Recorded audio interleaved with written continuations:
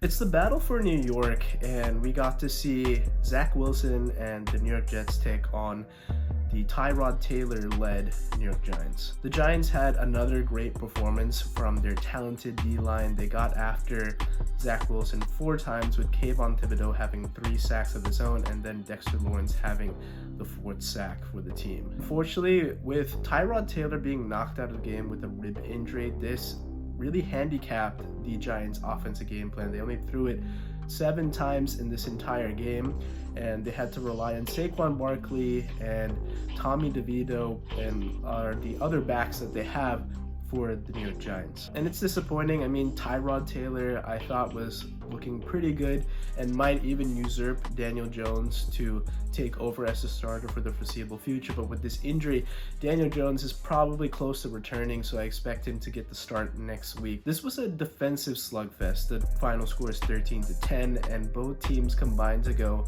4 out of 34 on 3rd down. The Jets didn't convert their first 3rd down conversion until the 4th quarter, and they really struggled to move the ball for much of this game. With a couple bursts from Breece Hall and Garrett Wilson, yes, that provided the little amount of offense that they had, but big credit to the Jets for forcing overtime. They took advantage of a couple Graham Gano missed kicks, and for Graham Gano, who's fairly consistent as a kicker in this league, I think his seat is getting a little hot because last week he allowed the Washington Commanders to get back into that game with a missed kick, and 2 missed kicks, especially the second one, is a really big miscue at that frame in the game. It changes what your defense has to do. Defending 3 is extremely difficult. That's about 30-40 yards if you're taking it from the 25-yard line. But if you have to defend the whole length of the field, that's extra insurance, right? That's a longer field that the offense has to go to win or even tie the game. So big missed opportunity there. Greg Zuerlein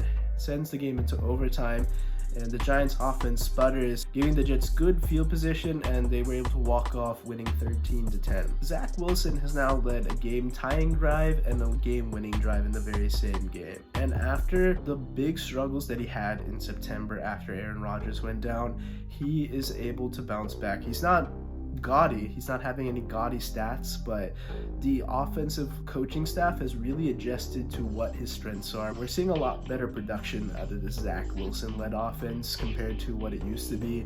And right now he's managing the game, keeping the turnovers down, and if he can continue to do that, the Jets could be a playoff team. They're just a game out of the wild card spot, the 7th seed. They are out on a tiebreaker right now with the Pittsburgh Steelers. But I think that's an opportunity for these New York Jets to take advantage and get back into the playoff mix. They already have a win against Buffalo. They can challenge those other teams in the AFC and AFC East. We've seen that against the Kansas City Chiefs. They gave them everything they could. We'll see what happens as the season progresses with the New York Jets, but I'm very impressed.